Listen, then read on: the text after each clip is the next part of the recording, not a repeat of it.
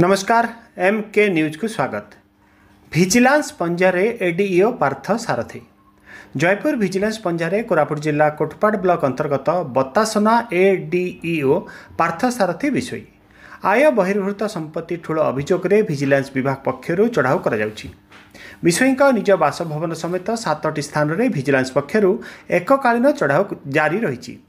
मान्यवर vigilance special जज जयपुर द्वारा सर्च वारेंट अनुसार भिजिलांस एक स्वतंत्र दल गठन कर चढ़ाऊ चढ़ाऊ टीम रे भिजिलांस विभाग 2 जन अतिरिक्त एसपी समेत 4 जन डीएसपी 6 जन इंस्पेक्टर और 6 जन एएसआई एवं अन्य सहायक कर्मचारी सामिल अछंती। विषयी निज बासभवन सह तांको भाई बासभवन काजू प्रक्रियाकरण यूनिट बोरीगुमा ठारे 3 महला कोठा एवं पार्थ सारथी विषयी कोटपाड़ ब्लॉक बतासना ग्राम पंचायत कार्यालय में चढ़ाऊ जारी रही।